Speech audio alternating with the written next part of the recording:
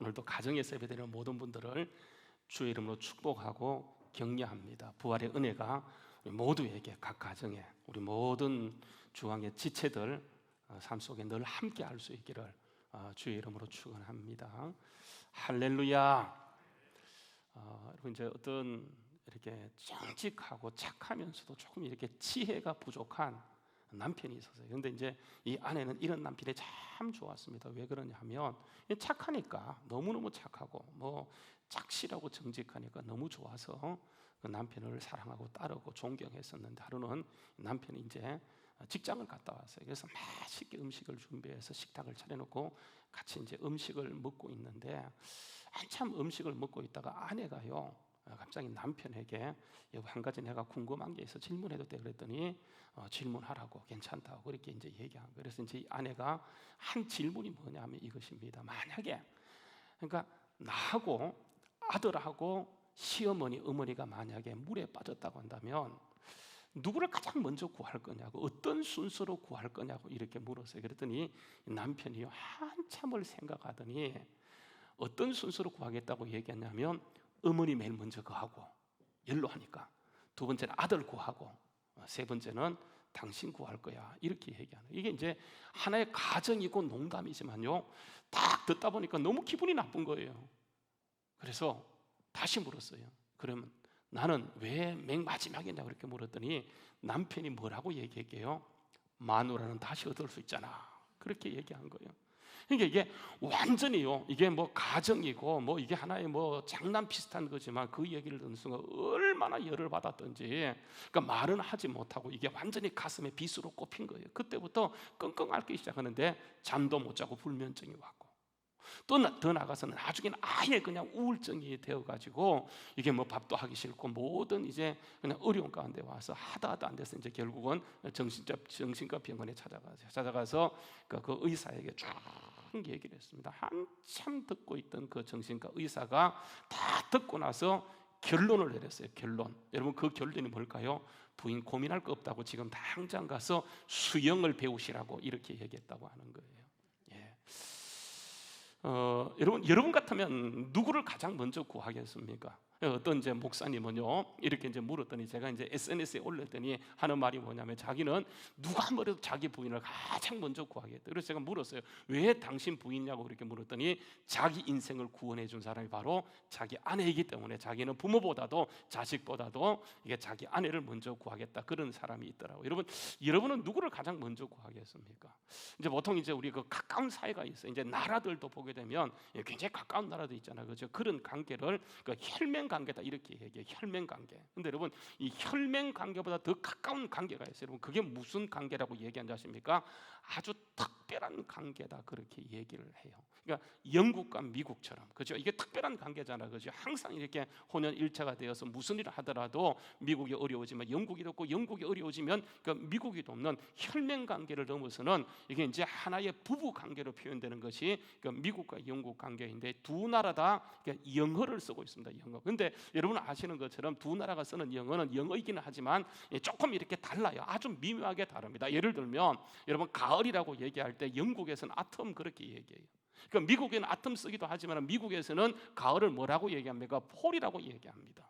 우리가 먹는 그 토마토도 그 미국에서는, 영국에서는 여러분 토마토 이렇게 얘기해요. 그런데 미국에서는 토메이로 이렇게 얘기해요.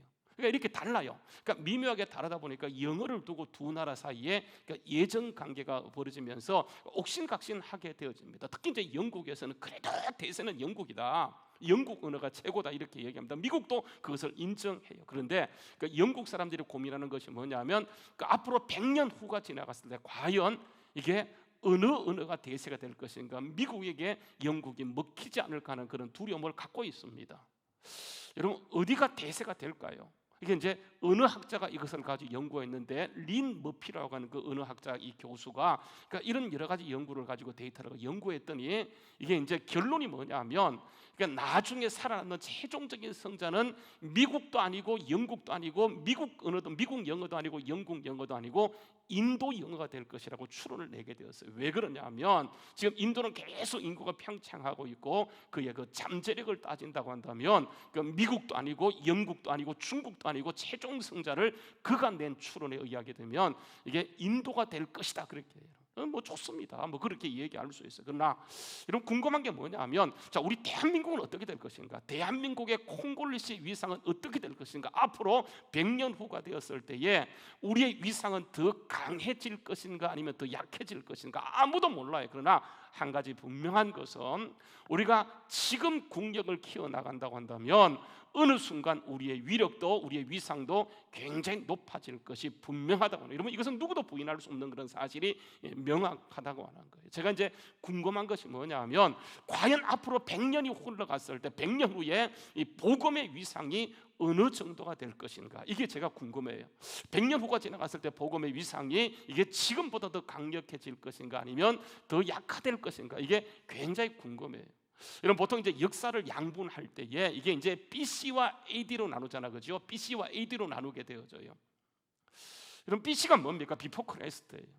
AD가 뭡니까? 이거는 안노 도미니, 걸어서 그러니까 예수님의 때라고 하는 거예요. 그러니까 기준이 뭐냐면 예수 그리스도, 예수가 오기 전, 예수님이 오시고 난 후에서 우리는 주전 주후, 주님 강생 전 주님 강생 후에서 주전 주후, BC, AD라고 하게 되어지는데, 그러니까 이런 기준이 최근에 들어오면서 이게 약간씩 바뀌어가고 있다고 하는 거예요.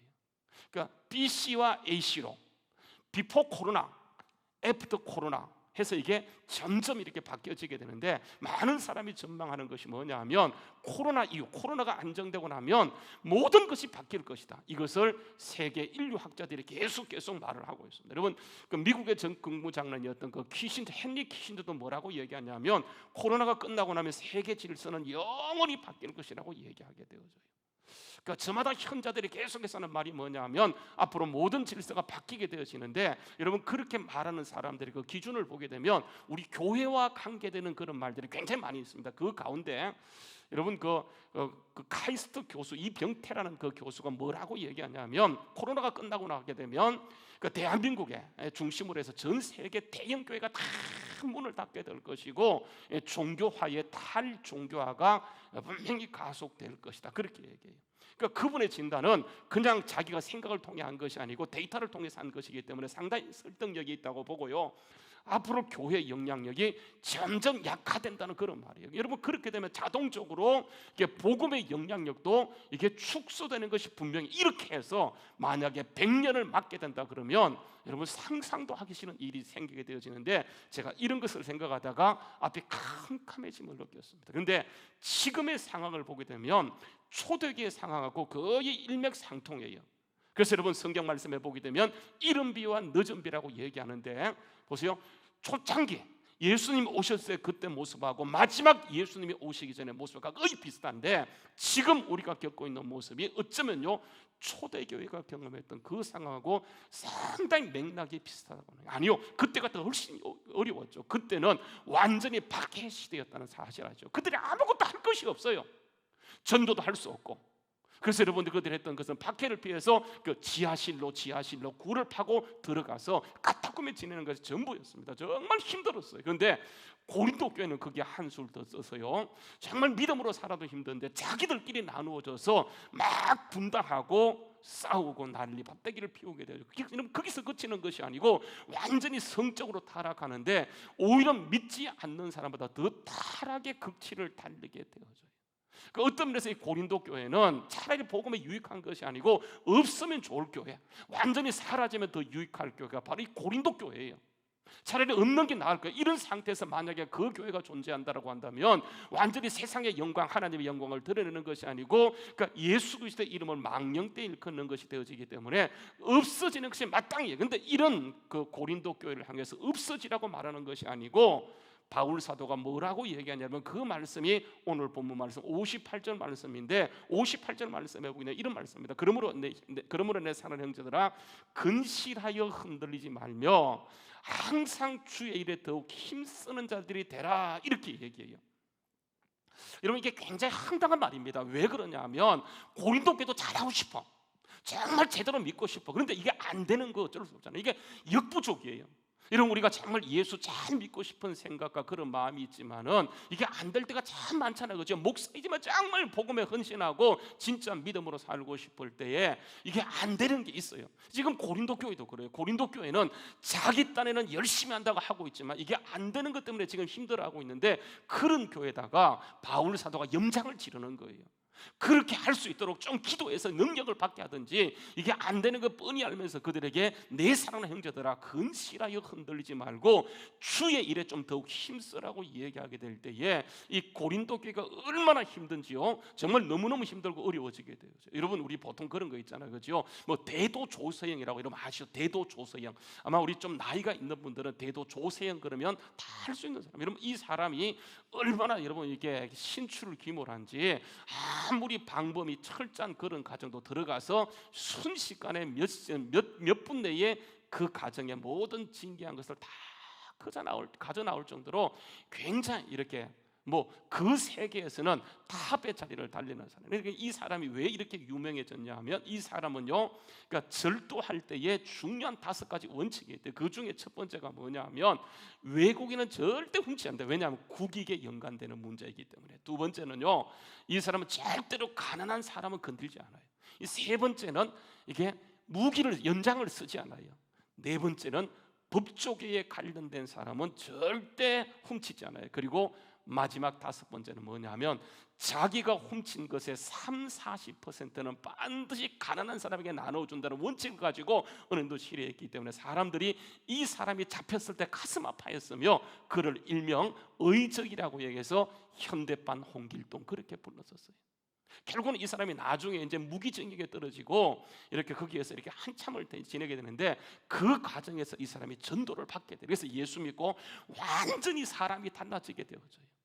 전에 조세형이라고 완전히 조세형. 그래서 이 사람 이름을 조세형이라 부르지 않고 자기 스스로가 조바울 이렇게 부를 정도로 완전히 자기의 삶이 뒤집어지고, 이게 하루 이틀 1년 2년 가는 것이 아니고 그렇게 완전히 달라진 삶을 살게 되고, 그 교도소 안에서 만나는 모든 사람들에게 열심히 복음을 전하게 되니까 이게 참작되어져서 나중에 이제 이게 특사로 나오게 되어져요. 그 나왔을 때 이 사람을 그 알로에 마임이라고 하실 거예요. 지금도 그 회사가 있을 건데 알로에 마임에서 이 사람을 딱 잡아서 이 사람을 케어하기로 마음먹고 이 사람을 그 회사 보안업체에다가 취직을 시키고 전무로 삼았어요.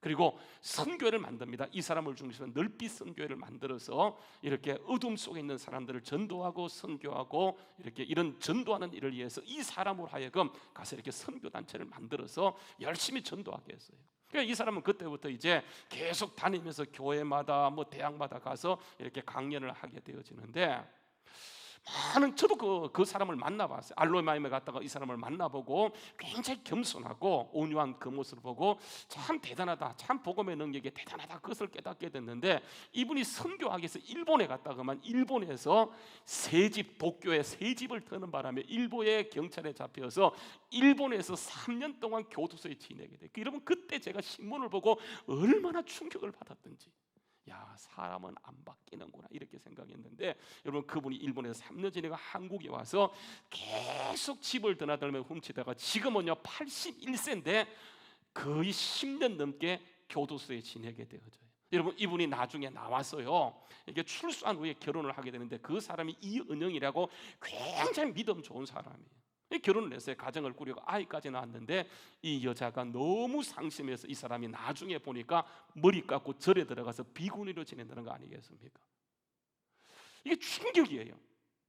분명히 여러분, 조세현 씨가 예수 믿었어요. 지금도 예수 믿고 있어요. 근데 여러분, 왜 그렇습니까? 자기도 하고 싶지 않은데 이게 어쩔 수가 없는 거예요. 나도 잘하고 싶어, 나도 정말 믿음으로 살고 싶어. 근데 여러분, 이게 안 되는 거 어떡합니까? 어떤 상황 속에 딱 떨어지게 되면 사람은 중과 역부족이 있어요. 할 수가 없어요. 하길 원하지만 안 되는 걸 어떻게 합니까? 지금 고린도 교회가 그런 상황이에요. 자기들도 잘 믿고 싶어요. 정말 이 박해 시대에 제대로 믿어서 하나님께 영광을 돌리고 싶은데 이게 안 되는 거예요. 안 되는 거예요.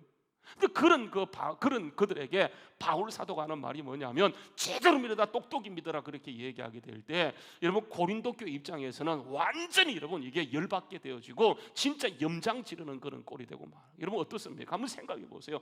다 잘 믿고 싶잖아, 그죠? 이거는 뭐 안 되잖아, 그죠? 이게 우리의 현실이에요.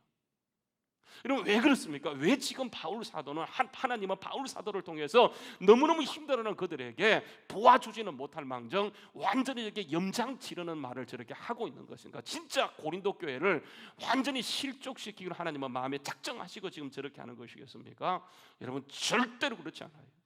우리가 믿는 예수님은 만왕의 왕이시고 만주의 주이신 주님이세요.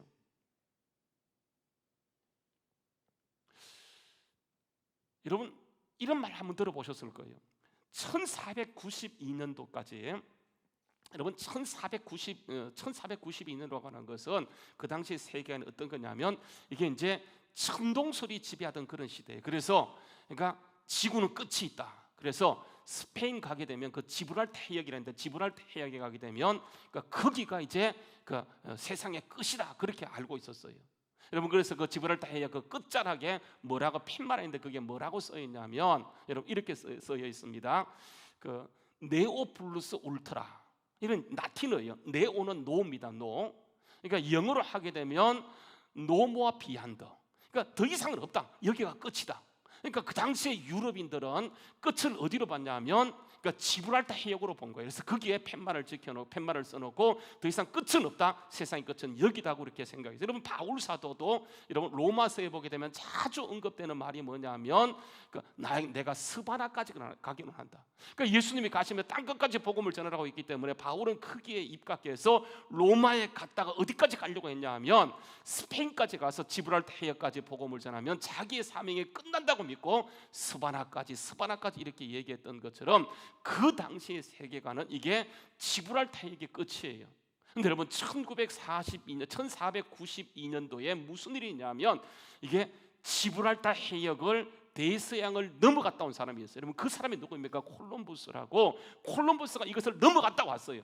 그래서 여러분 넘어갔다 오면서 팻말의 글자가 바뀌게 되는데 노가 떨어지게 돼요.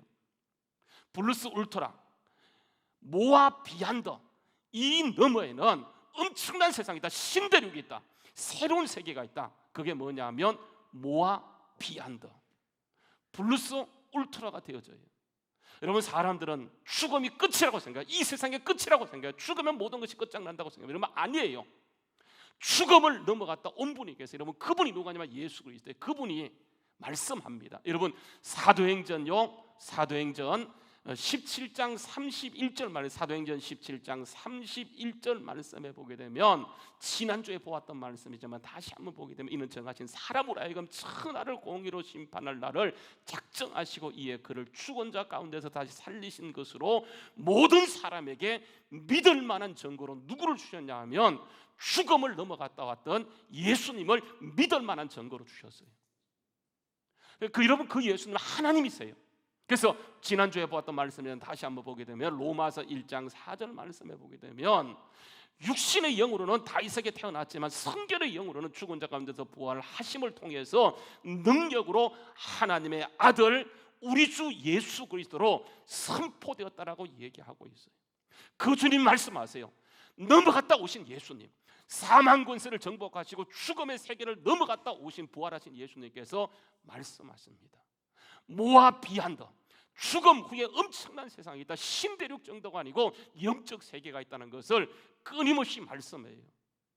이게 끝이 아니에요. 더 강력하고 능력 있는 세상이 있는데 많은 사람들의 문제가 뭐냐 하면 노모아 비한다라고 믿고 있어요. 아무리 성경 말씀이 우리에게 정말 모아 비한다라고 얘기하지만 그들이 믿는 것은 모아 비한다가 아니고 노자를 떼어내지 못해요.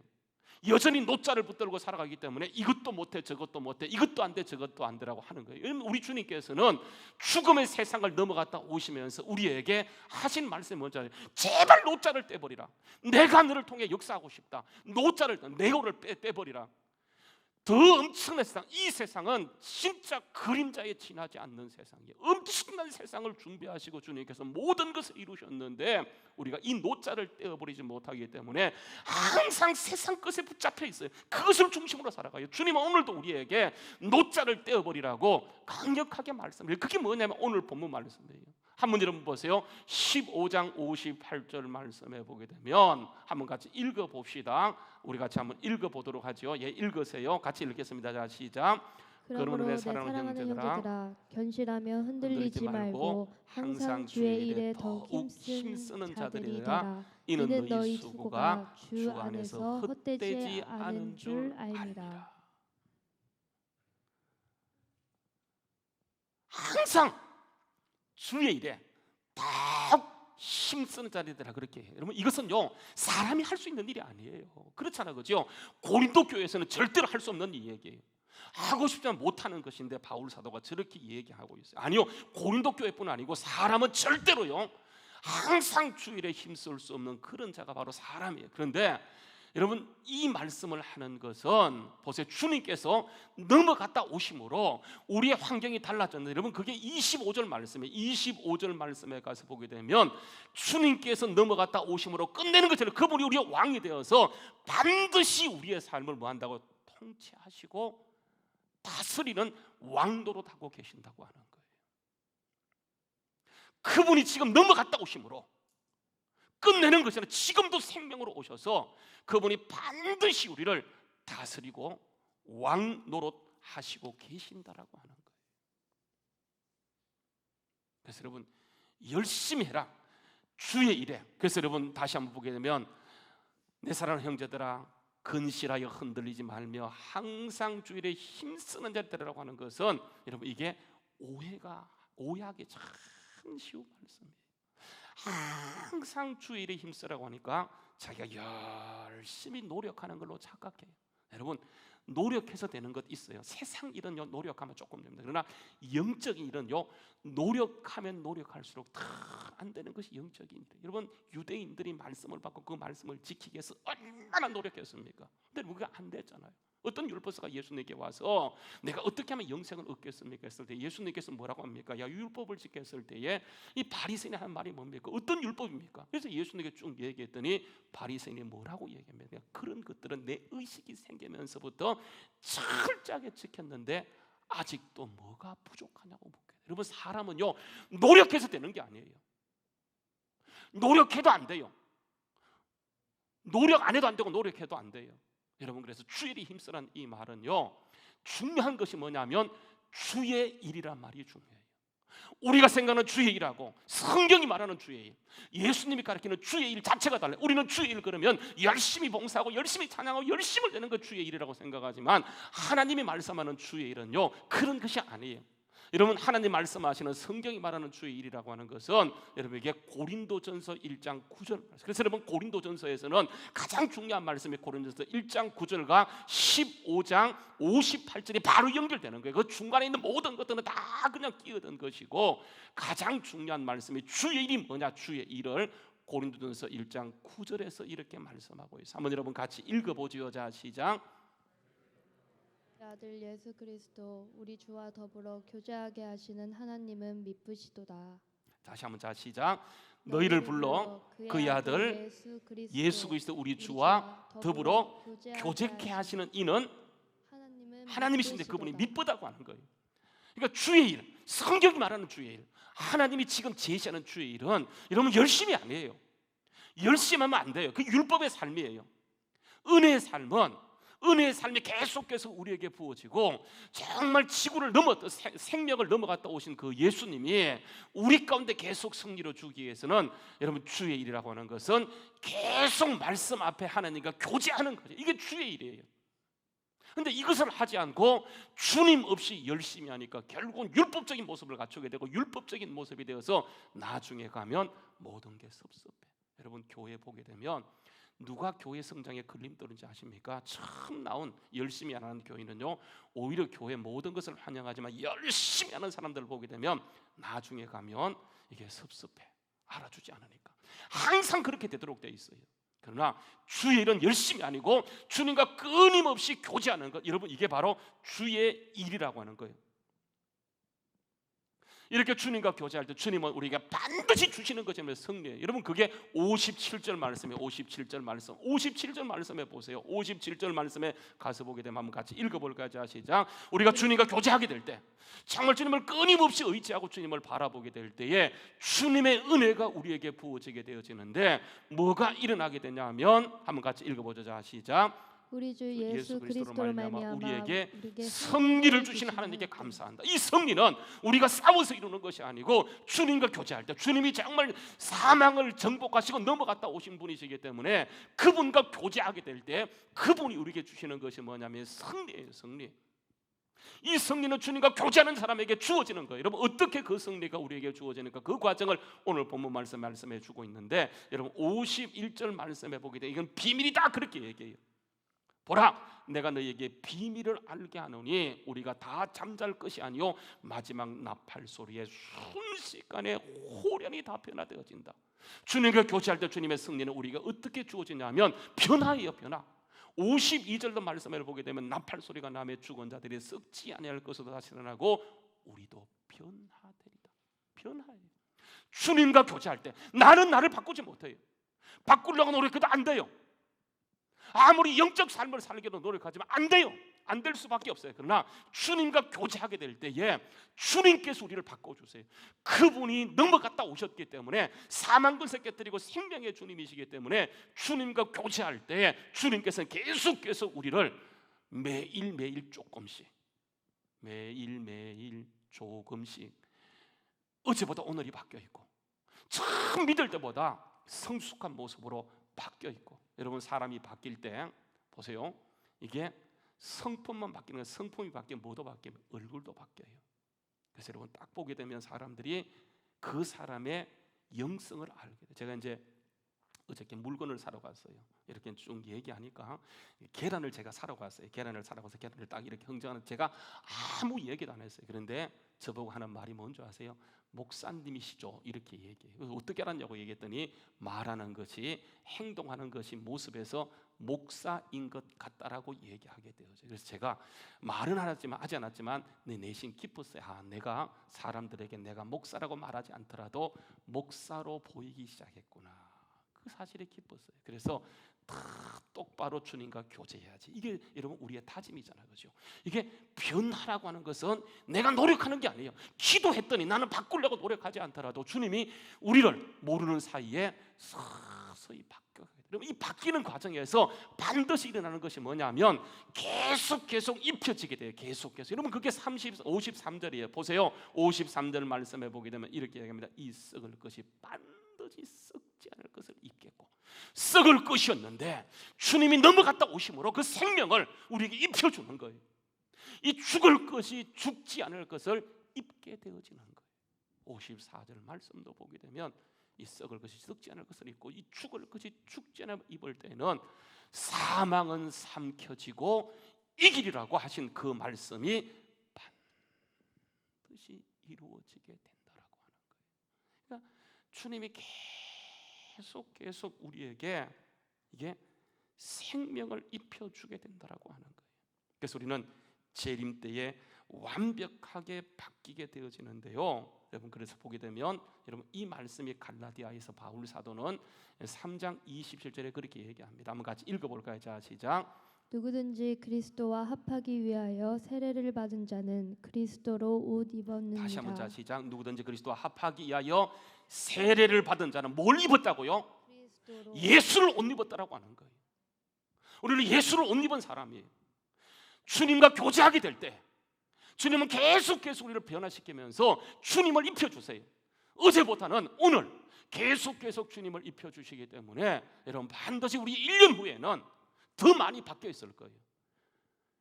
주님 앞에 서는 그날에 우리는 완전히 바뀌어 있을 거예요. 주님께서 계속해서 예수를 옷 입혀주기 때문에 우리는 실패한 것 같지만 승리하게 되어지고, 무너진 것 같은데 가서 보게 되면 주님께서 완벽한 승리로 우리의 삶을 이끌어가는 것을 보게 되는데, 여러분 한 가지 오늘 말씀에 바울 사도가 잘 이해 안 가는 것을 얘기하는데, 갑자기요 이게 55절 참 좋아요. 뭐 승리를 주시고 변화시켜 주시고 입혀주는 거 참 좋은데, 갑자기요 55절에 가게 되면 이런 말을 한번 같이 읽어볼까요? 자, 시작.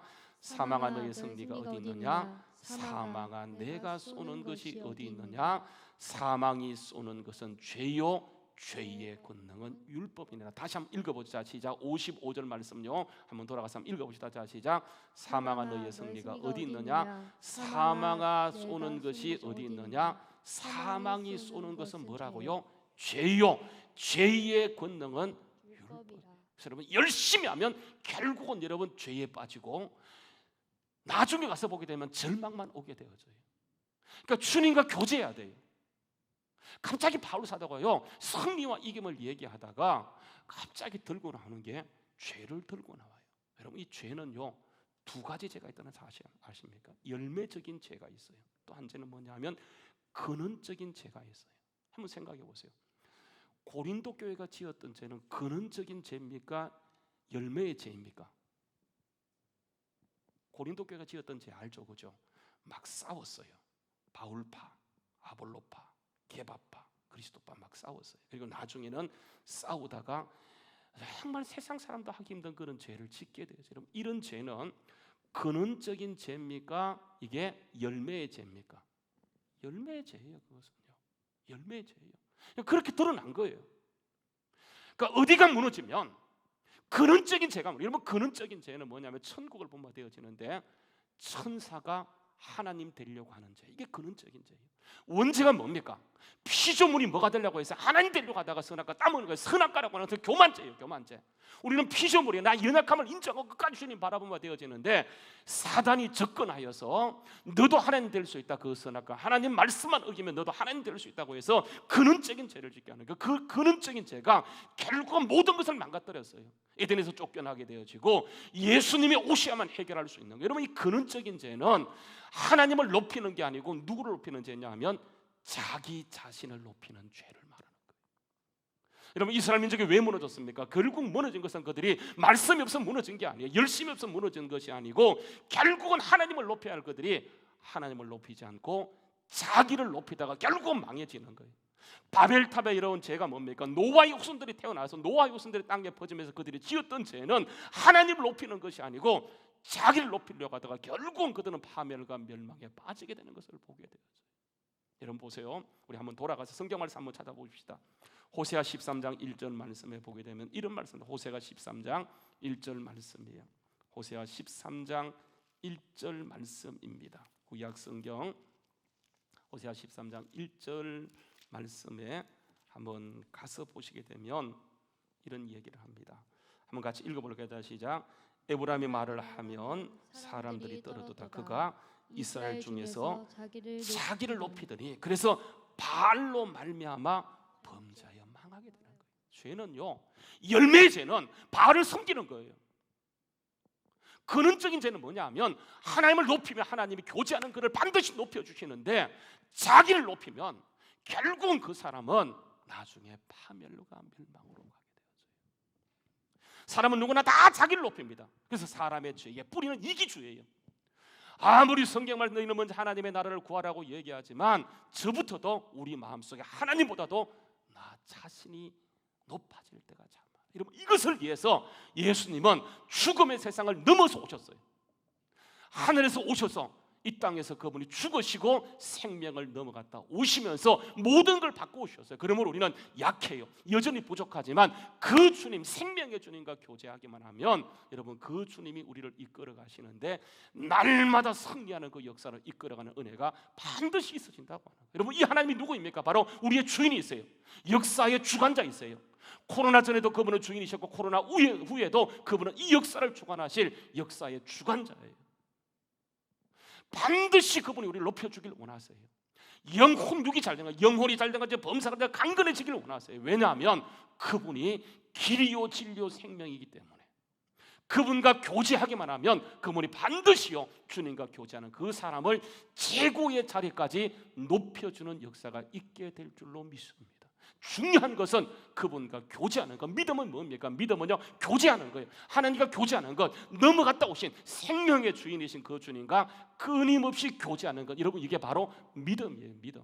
여러분 이 교제라고 얘기할 때 사람들이 착각하는 것이 뭐냐면 교제가 뭐지 이렇게 얘기하는데, 뭐 교제라고 하는 것은 우리 보통 이제 그 성경에 보게 되면 그 시대 헬라 시대 때, 성경 이룰 때 헬라 시대 때 시간이라고 하는 것이 있어요. 시간이라고 하는 것이 두 종류의 시간의 개념이 있는데, 한 종류의 시간은요 크로노스라 그래요. 제가 몇 번 얘기했지만 크로노스라고 얘기해요. 또 다른 것이 뭡니까? 우리 옛날에 그 청년부 찬양단 이름이었는데 혹시 기억하십니까? 카이로스. 이것을 둘 다 시간이라고 얘기하고 우리는 이것을 구분하지 못하기 때문에 이것을 시간 이렇게 번역했지만, 그러나 은밀하게 따지면 크로노스하고 카이로스는 달라요. 똑같은 시간이지만 달라요. 크로노스는요 절대 시간이에요. 변하지 않는 시간. 24시간, 하루가 24시간이라고 하는 절대 시간이에요. 누구에는 다 24시간에 주어져요. 근데 여러분 카이로스는 상대적인 시간이에요. 어떤 사람에게는 이게 1초가, 그래서 1각이 여 3초라고 얘기해서 정말 몇 초가 3년같이 길게 느껴져요. 왜 그렇습니까? 이 사람이 지금 너무 힘들고 아프게 되면 정말 불과 5분이 3년같이 느껴져요. 근데 어떤 사람은요 연애해요. 사랑하는 사람과 같이 있어요. 그러면 여러분 이게 하루 종일 얘기했어요.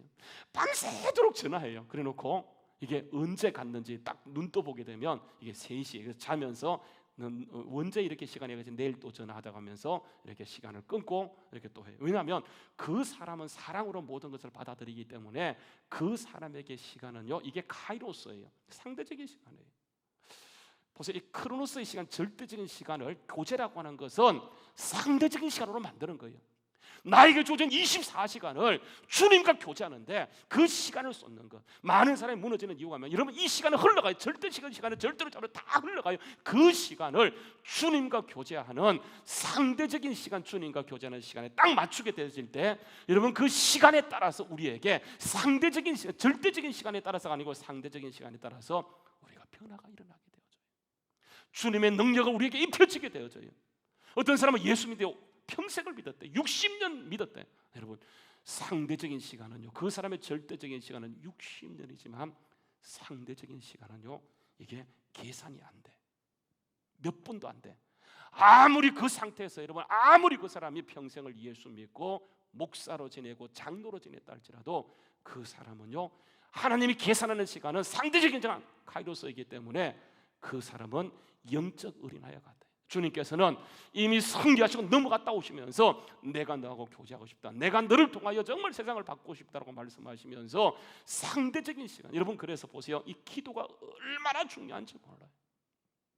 우리 주님 분명히 말씀한 마가복음요 9장 29절 말씀. 여러분 한번 성경 말씀 찾아보세요. 마가복음 9장 29절 말씀. 이 말씀 말고 여러분 마가복음 9장 29절 말씀을 한번 찾아보시길 바랍니다. 여러분 이 말씀도 보시고, 성경이 없으신 분들은 이 말씀을 보시고요, 성경이 있으신 분들은 마가복음 9장 29절 말씀을 한번 찾아보시길 바랍니다.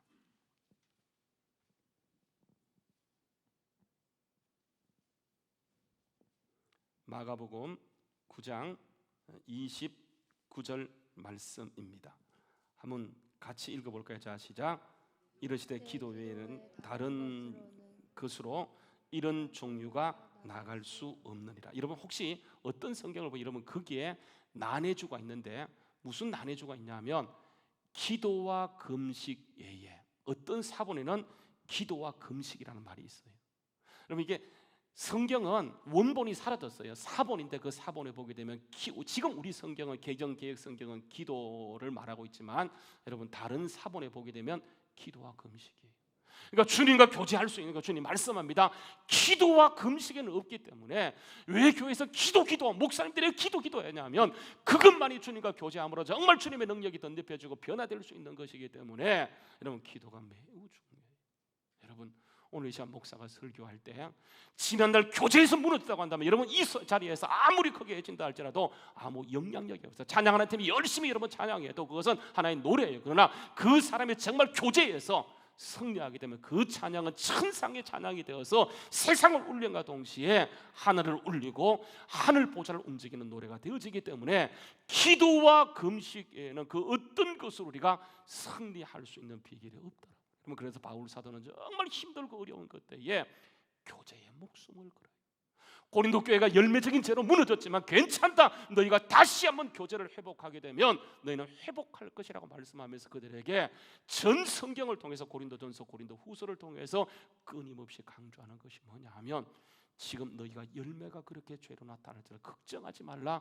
교제가 회복되어지면 너희를 통해 주님의 강력한 역사가 일어날 것이라고 하는 걸 강력하게 말씀하고 있어요. 여러분, 중요한 것은 주님이 넘어갔다 오시고 승리하셨기 때문에 우리가 실수가 많고 허물이 많고 지난날 넘어졌던 모습이 있다 할지라도 교제에 무너지지 않고 끊임없이 주님을 바라보게 되면 주님은 지금도 예수의 옷을 통해서 반드시 우리를 승리로 이끌어가는 역사가 있게 될 줄로 믿습니다. 이 상대적인 시간 너무 중요해요. 보세요, 아브라함도 상대적인 시간이 25년간 필요했어요. 그를 불러놓고 아브라함을 바꾸는 과정에서 25년 상대적인 시간. 얼마든지 하나님은 바로 자식을 줄 수 있지만 그를 바꾸는 것, 교제가 회복되는 그런 과정에 가장 중요한 게 25년이었기 때문에 주겠다고 약속했지만 25년을 걸어오셨어요. 다윗 보세요, 유일하게 3번 기름 붓는 사람이에요. 첫 번째는요, 사무엘이 기름 붓고, 두 번째는 유다 지파가 기름 붓고, 나중에 모든 이스라엘 민족이 기름 붓는 과정에서 사무엘이 기름 붓는 순간보다 정말 힘들고 어려운 싸움을 싸게 되는데, 나중에 명실상부한 왕으로 등극하기까지 17년 5개월 동안 17년 5개월 동안요 정말 그가 피나는 노력하면서 그때 썼던 성경이 다 시편에 기록되면 그때 그가 상대적인 시간을 가지면서 계속 기도해요. 여호와는 나의 목자시니 내가 부족함이 없으리로다. 그가 나를 푸른 초장에 누이시리니 쉴만한 물가로 인도하라고 하면서 끊임없이 사망의 음침한 골짜기에서 그가 주님께 포커스를 맞추고 하나님께 포커스를 맞추고 그가 계속 교제의 시간을 열려갔더니 하나님이 그의 때에 나이 40이라는 그 나이에 그를 왕으로 세우시고, 하나님의 아브라함을 통해 약속한 1000년 전에 약속했던 아브라함의 약속을 누구 때에 이루냐면 다윗 때에 와서 그 약속을 이루어가는 거예요. 그 교제의 시간 17년 6개월. 마찬가지 여러분, 요셉도 보세요. 그에게 꿈을 줘놓고 얼마든지 그 순간 그를 이룰 수 있어요. 요셉은 신실한 사람이고 구약의 예수님이 할 정도로 너무너무 신실한 사람이었지만 그를 그 자리에 올리기까지 주님은 교제의 시간을 애굽에서 10년, 감옥에서 3년, 13년 동안요 완전히 바닥을 치게 하면서 그 과정에서 요셉이 하나님과 교제하는 시간을 늘려가게 될 때, 드디어 그가 30이 되었을 때 그를 총리로 세우시고 강력한 일들을 이루어갔던 것을 보게 되어서 이 교제의 시간. 여러분 보세요, 대도초생 씨가 왜 그래 되었습니까? 예수 안 믿어요? 지금도 믿어요. 지금도 자기는 예수가 자기의 구주라고 믿어요. 여러분, 그런데 이 사람이 끊지 못하는 것은 분명히 예수는 믿었지만 교제의 시간에서 무너졌어요. 고린도 교회요, 분명히 예수 믿는 건실한 교회. 근데 그가 어디에서 무너졌느냐? 교제에서 무너졌어요. 교제의 시간이 너무너무 중요해요. 그래서 여러분 다시요, 고린도서 1장 9절 말씀이에요. 고린도서 1장 9절 말씀 다시 한번 가서 보십시다. 한번 읽어볼까요? 자, 시작. 너희를 불러 그의 아들 예수 그리스도 우리 주와 더불어 교제케 하신 하나님은 미쁘시다. 교제밖에 없어요. 기도밖에, 금식밖에 이런 요구가 나갈 수 없기 때문에 여러분, 우리가 이 교제의 목숨을 거는 거예요. 그때 주님은 우리에게 능력을 주시고 이기게 하시고 승리로 이끌어가는데, 여러분 살짝 걱정되는 것이 뭐냐면 코로나 이후에 그동안도 교제가 등한이 되었는데 행여나 교제가 무너지면 이 나라 끝이 아니에요. 교제가 무너지면 우리 자녀는 끝이 아니에요. 교제가 무너지게 되면 우리 가정 끝장이에요. 그러나 아무리 시대가 힘들고 어렵다 할지라도 교제의 끝만 붙들고 기도와 말씀에 굳게 서면 하나님께서는 여러분 이 교제가 닿는 그날에 그를 세우셔서 하나님의 약속하신 반열로 반드시 이끌어가는 은혜가 있게 될 줄로 믿습니다. 여러분, 이게 아브라함은 25년의 교제 시간이 필요했어요. 다윗은 17년 6개월의 교제 시간이 필요했어요. 요셉은요 13년의 교제의 시간이 필요했어요. 그러나 예수님 넘어갔다 오셨기 때문에, 그분이 사망을 썼기 때문에 오셨기 때문에 그분과 교제하기만 하면 여러분 이게 17년 10년 걸릴 것이 아니고 주님의 승리가 지금 이 순간 우리에게 부어지는 역사가 있어지게 된다라고 하는 거예요. 여러분 이 교제 너무 중요해요. 우리가 다시 한번 교제의 폭을 넓혀가게 될 때 모든 것이 절망이고 모든 것이 끝난 것처럼 보이지만 주님은 거기에서 교제하는, 주님과 교제하는 그 사람을 통해서 오늘도 강력한 역사를 일으켜가는 은혜가 있게 될 줄로 믿습니다. 다시 한번 교제의 끈을 붙잡고 기도와 말씀으로 나가는, 그래서 정말 주님이 이 시대 BC의 시대가 아니고 AC의 시대에도 하나님이 강력히 쓰시는 하나님의 사람들 다 될 수 있기를 주의 이름으로 축원합니다. 우리 한번 같이 일어나서 한번 같이 찬양하십시다. 오늘 집을 나서기 전 기도했나요? 우리 한번 같이 찬양하도록 하겠습니다. 가정에서도 한번 여러분 결단의 마음으로 내가 주님 이제 앞으로 주님과 교제하길 원합니다. 교제밖에 없습니다. 주님께서는 교제를 노력이 아니고 주님과 시간을 열려가는 것, 이게 절대 시간을 상대 시간으로 맞추는 것을 여러분 교제라고 얘기해요. 그 시간은 만약에 주님께 맞추지 않으면 다 흘러가 버려요. 그러나 여러분 주님께 맞추게 되면 우리를 바꾸세요. 승리를 주세요. 우리를 날마다 예수 옷을 입혀주시고 승리케 하세요. 오늘 여러분 이 시간 우리가 지난날 어디에서 무너졌냐면 주님과의 교제에서 무너졌어요. 우리 같이 찬양하도록 하겠습니다. 오늘 집을 나서기 전 기도했나요?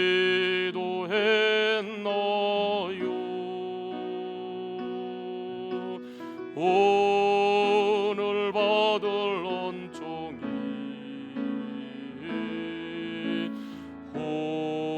호소했나요?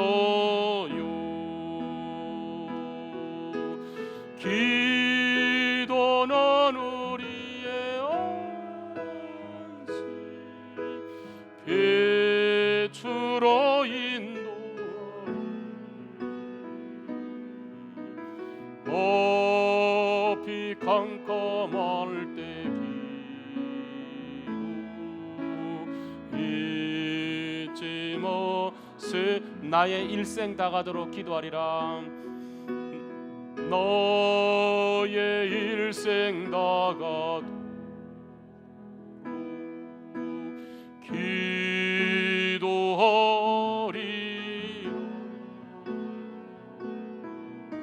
주께 맡긴 나의 생애 영원하리라.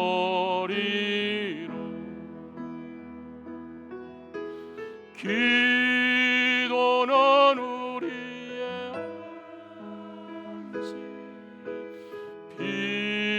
빛으로 인도하리. 앞이 캄캄할 때 앞이 캄캄할 때 잊지 마. 다시 한번 4절 나의 일생 다가도록 교제하리라. 주님과 너의 일생 다가도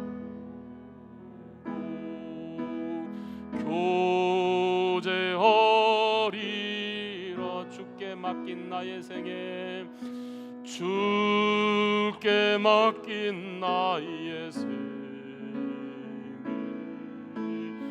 영원하리라. 기도는 우리의